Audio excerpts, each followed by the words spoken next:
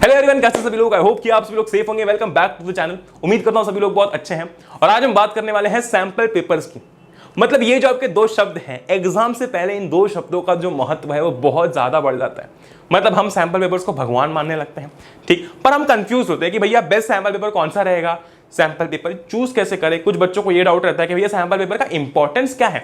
मतलब मैं तो नहीं कर रहा, चलो सैंपल पेपर, मुझे किसी इसने उसने बता दिया कि सैंपल पेपर नहीं करना है तो मैं नहीं कर रहा। तो क्या इंपॉर्टेंस सच्ची में रहता है, ठीक, कौन सी गलतियां मुझे अवॉइड करनी है सैंपल पेपर करते समय भी और सैंपल पेपर खरीदते समय भी, ठीक है, किन किन चीजों से बचना है, आज इन सारे पॉइंट्स पर मैंने इस वीडियो के अंदर बात की है। ठीक है, बहुत बढ़िया। इसी के साथ साथ हम लोग बहुत जल्दी 3 लाख फैमिली मेंबर सेट करने वाले हैं। ठीक है, we are going to be a family of 3 lakh members. तो अगर अभी तक आपने सब्सक्राइब नहीं किया है, आप उस लाल बटन को दबा के सब्सक्राइब कर सकते हैं। विदाउट एनी फर्दर डिले, बिना किसी देरी के स्टार्ट।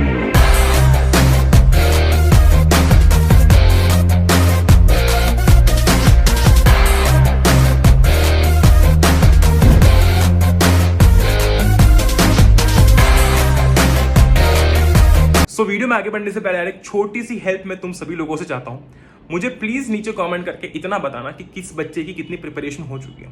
ठीक है, क्योंकि मैं बहुत जल्दी एक सीरीज लाने का प्लान कर रहा हूं और मेरे पास जितनी ज्यादा इंफॉर्मेशन होगी कि भाई इतने बच्चों की इतनी प्रिपरेशन हो चुकी है, इतने बच्चों की इतनी हुई और इतने बच्चों की इतनी हुई, उस अकॉर्डिंग मैं चीजें प्लान कर पाऊंगा।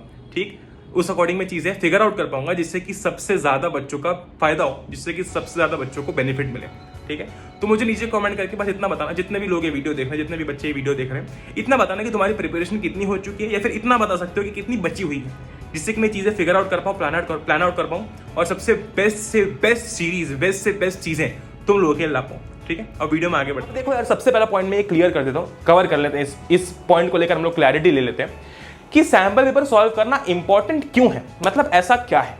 देखो एक एग्जांपल लेते हैं। जब मैं बात करता हूं इंडियन क्रिकेट टीम के, फिर मैं किसी भी स्पोर्ट्स टीम की बात करता हूं, ठीक, तो सभी लोग एक ना एक मैच के लिए प्रिपरेशन कर रहे होते हैं और बाकी रेगुलर फिटनेस सबका चल रहा होता है। ठीक है, अब मान लेते हैं कि 1-2 महीने के अंदर अंदर कोई मैच आने वाला है।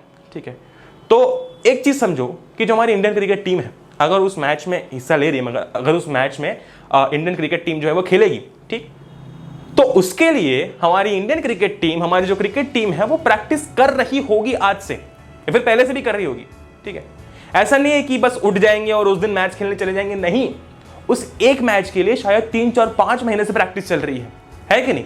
बहुत बढ़िया। इसका यह मतलब है कि भाई जब वो लोग फील्ड पे उतरेंगे, ठीक है, जब वो लोग ग्राउंड पे उतरेंगे, ठीक है, तो प्रैक्टिस के साथ उतरेंगे, उन्हें कॉन्फिडेंस होगा क्योंकि वो ऑलरेडी उस चीज के लिए प्रैक्टिस कर चुके हैं। अब तुम सोचो, अगर किसी ऐसे प्लेयर को खड़ा कर दिया, कोई नया प्लेयर है उसको लाकर खड़ा कर दिया जिसने आज तक 1% भी प्रैक्टिस नहीं की है, जिसको नॉलेज सारा है, जिसको क्रिकेट पता है, जिसको सारे रूल्स पता है, पर उसको 1% भी प्रैक्टिस नहीं है, क्या वो प्लेयर एक भी बॉल उस ग्राउंड पर सस्टेन कर पाएगा? नहीं कर पाएगा, आउट हो जाएगा। ऐसा अगर बॉलर है, ठीक है, अगर उसको बॉलिंग का ज्यादा नॉलेज है, ठीक है, तो हो सकता है कि वो 1-2 ओवर मतलब ऐसे खा जाए बिल्कुल कि फिर खत्म ही हो जाए सब कुछ, है ना। बहुत बढ़िया। तो ये बात है कि यार आपको जब तक प्रैक्टिस नहीं है किसी चीज की, आप उस चीज में कॉन्फिडेंस नहीं पा सकते हो।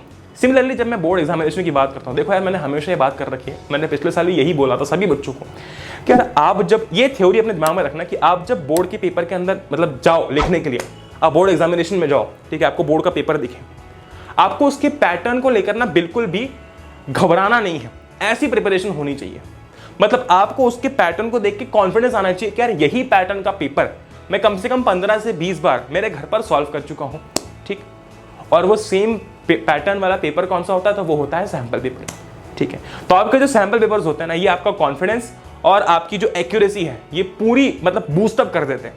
क्योंकि सोचो, अगर कोई बच्चा बिना सैंपल पेपर किए सारे नॉलेज के साथ में जाता है पेपर देने के लिए, ठीक, वो जब पहली बार पेपर देखेगा, ठीक है, उसको समझ में आ जाएगा कि ये क्वेश्चन है, ये क्वेश्चन है, लेकिन उसको उस पेपर को देने की प्रैक्टिस नहीं होगी, तो हाई चांसेस है कि वो या तो पेपर लेट करे, ठीक है, हाई चांसेस है कि वो OMR भरते भरते गलती कर दे।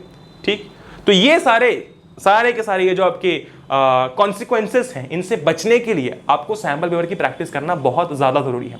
पिछले साल तक भी बच्चे बहुत ज़ोरों शोरों से सैंपल पेपर से प्रिपरेशन करते थे और इस साल तो आपका पैटर्न चेंज हुआ है, तो मैं हाईली रिकमेंड करूंगा कि हर एक बच्चा सैंपल पेपर प्रैक्टिस करेगा। तो ये इंपॉर्टेंस बहुत बढ़ जाता है जब आप ये समझ जाओ कि हाँ यार मुझे प्रैक्टिस करना ज़रूरी है।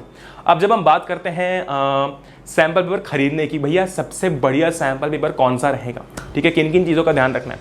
तो देखो यार मैंने क्राइटेरिया बना रखा है, इन चीज़ों का आप प्लीज़ ध्यान रखना। टर्म 1 के अकॉर्डिंग जब मैं स्पेसिफिकली बात करता हूं तो एक चीज़ का ध्यान रखो कि आपकी बुक के अंदर ना सबसे पहली ये मैंने एक प्रायोरिटी सेट कर रखी थी कि भैया ये होना चाहिए, वो ये है कि आपकी सैंपल पेपर की बुक के अंदर ना OMR शीट्स होनी चाहिए। मतलब मैं भी कुछ ऐसा लाने का प्लान कर रहा था आप लोगों के लिए जिसके अंदर मैं आपको सैंपल पेपर और OMR शीट्स दे सकूं, अगर वो हो पाता तो मैं ज़रूर से लेकर आऊँगा, ठीक है। पर जब मैं बात करता हूँ अगर आप सैंपल पेपर की बुक खरीदने जा रहे हो तो ये क्राइटेरिया का ध्यान रखना कि यार उसके अंदर OMR शीट्स होनी चाहिए। उससे होगा ये कि आप जब पेपर सॉल्व कर रहे हो, सैंपल पेपर जब आप सॉल्व कर रहे हो, ठीक है, तो वो सैंपल पेपर सॉल्व आप एक्चुअल में OMR शीट में कर रहे होगे जो उस बुक में दिया हुआ है, ठीक। तो इससे आपकी पूरी रियलिस्टिक प्रिपरेशन होगी, ठीक। जब आप OMR शीट में आंसर फिल करोगे उस सैंपल पेपर का जो बुक के अंदर है, मतलब बुक के अंदर ही सैंपल पेपर होना चाहिए, ऐसा नहीं कि अलग से मिल रहा है, वो तो आप खुद भी खरीद सकते हो, ठीक। अगर बुक के अंदर ही है तो बहुत अच्छी बात है, ठीक। दूसरी बहुत ही इंपॉर्टेंट चीज़ ये है कि माइंड मैप्स होना बहुत इंपॉर्टेंट है। जैसे कि सबको पता है सारे बच्चे बहुत ही ज़्यादा प्यार करते हैं माइंड मैप से, तो अगर आपके सैंपल पेपर के अंदर माइंड मैप्स हो तो बहुत अच्छी बात है। और अगर थोड़ी बहुत थ्योरी वेरी हो तो भी चल जाएगा, ठीक। नेक्स्ट बहुत ही इंपॉर्टेंट चीज़ ये है, इस चीज़ का प्लीज़ ध्यान रखना कि जब भी सैंपल पेपर की बुक खरीदने जाओ एक चीज़ हमेशा ध्यान रखना कि जो पैटर्न है ना वो बिल्कुल आपके CBSE के पैटर्न से मैच करना चाहिए। ऐसा नहीं हो कि पैटर्न कुछ भी उल्टा सीधा है और हम वो बुक खरीद के ले आए, ठीक है। अभी मैंने काफ़ी रिसर्च की, काफ़ी एनालिसिस किया, मैं मार्केट में भी गया था, मैंने इंटरनेट पर भी देखा, तो as such sample papers release ही नहीं हुए थे, पर मुझे एक बुक मिली थी जो थी ओसवाल की, ठीक। तो वो मैं घर लेकर आ गया, ठीक है। मैंने उसका एनालिसिस किया, ये सारा क्राइटेरिया जो है वो मैच कर रहे थे, ठीक है। उस बुक के अंदर ये सारी जो चीज़ें थी वो थी।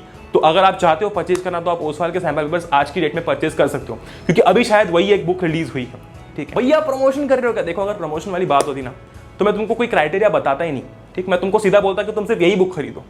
पर आज की डेट में जो मार्केट में बुक अवेलेबल है और जो ये क्राइटेरिया मैच कर रही थी मैंने तुमको उसके बारे में बताया, ठीक। तो अगर आप चाहें तो आप खरीद सकते हैं। दूसरी बहुत ही इंपॉर्टेंट चीज़, एक स्कैम से बच के रहना, ठीक है। मैं तुमको अभी ही बता देता हूँ, ये हो सकता है तुम्हारे साथ। होता क्या है ना जनरली कि कभी कभी हम जब जाते हैं तो हड़बड़ी में होता ही है कि जो दुकानदार होता है वो हमको ना पुरानी बुक पकड़ा देता है, ठीक।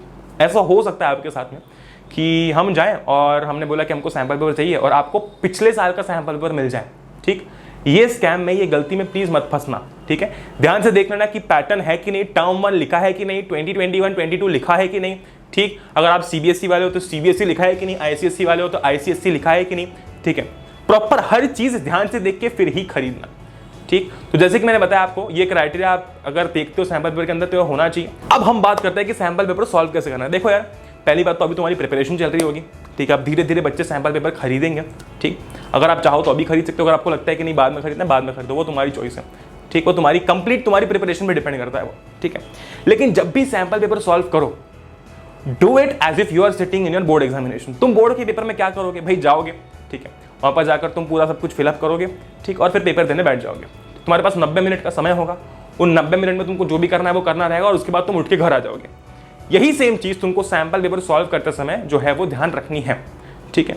मान लो कि तुम शाम को 6 बजे, देखो ट्राई यही करना कि तुम अपने सुबह 9 से 1 के बीच में अपना सैंपल पेपर सॉल्व करो, क्योंकि उसी समय तुम्हारी एग्जामिनेशन होगी, ठीक है। मोस्टली उसी समय पर एग्जामिनेशन होती है, ठीक। तो अपना कॉन्सेंट्रेशन जो है मतलब ऐसा बिल्डअप करो कि तुम 9 से 1, 9 से 2 के बीच में काफी ज्यादा एक्टिव रह पाओ, ठीक है। और अगर तुम उस बीच सैंपल पेपर सॉल्व करोगे, मतलब जब भी इन फ्यूचर जब भी करोगे, तो क्या होगा ना कि तुम्हें उस समय पर सबसे ज्यादा एक्टिव रहने की आदत पड़ेगी, ठीक। और ये मैं नहीं कह रहा हूँ, ये एक इंटरव्यू था, शायद कोई UPSC एस्पिरेंट थे, उन्होंने ये बताया था कि वो क्या करते थे कि वो जब उनका पेपर होने वाला है एक्चुअल में उसी समय पर वो सबसे ज्यादा एक्टिवली पढ़ाई करते थे, फिर एक्टिवली पेपर सॉल्व करते थे, ठीक। तो ये ट्रिक तुम भी आजमा सकते हो कि भैया सैंपल पेपर तभी सॉल्व करो जब तुम्हारा एक्चुअल में उस टाइम पर पेपर होने वाला है, ठीक, ताकि तुम सबसे बेस्ट कॉन्सेंट्रेशन बिल्डअप कर पाओ, ठीक। तो 2 चीजें बहुत इंपॉर्टेंट सॉल्व करते समय, हमेशा ऐसे ही सॉल्व करो कि तुम पेपर में बैठे हो, अगर कोई सवाल नहीं आता है उसको देखने की जरूरत नहीं है, स्किप करके आगे बढ़ो, ठीक। और प्रैक्टिस OMR में ही करो, ठीक है। दूसरी बहुत ही इंपॉर्टेंट चीज, 90 मिनट का टाइमर लगा के रखना और उसके अलावा कहीं हिलना मत। और तीसरी बहुत ही इंपॉर्टेंट चीज, जैसे कि मैंने बताया कि ट्राई करना कि आप सुबह के समय में जो है जब आपका एग्जाम होने वाला है उस समय में, उस पीरियड में आप अपना जो सैम्पल पेपर है वो सॉल्व करो, ताकि आपका कॉन्सेंट्रेशन सबसे ज़्यादा उस समय में रहे। ठीक, तो एक एक चीज़ें थी यार सैम्पल पेपर को लेकर। ठीक, हमने A to Z सारा डिस्कशन कर लिया है, पूरी गाइड थी आपके पास नहीं है कि कैसे सैम्पल पेपर चूज करते हैं, किन किन चीज़ों से बचना है, क्या इंपॉर्टेंस है, क्या क्या चीज़ें ध्यान रखनी है सॉल्व करते समय। मैं उम्मीद करता हूँ कि आपको ये वीडियो पसंद आया होगा। देखो, अगर आप चाहो तो जैसे कि मैंने आपको जो रिकमेंड की बुक, आप वो खरीद सकते हो। अगर आपको लगता है कि नहीं आपको वेट करना है, आपके ऊपर डिपेंड करता है, that is completely your choice.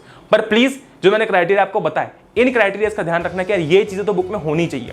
ठीक है, किसी के बोलने पर मिसगाइड मत हो जाना। ठीक है, so with that being said, I hope कि आपको वीडियो पसंद आया होगा। If you enjoyed this video, do share with your friends in your groups, जहां पर तुम जनरली चीजें शेयर करते हो। ठीक है, विद दैट बीइंग सेड, जय हिंद, वंदे मातरम, एंजॉय करो। We will meet in the next one, till then good bye.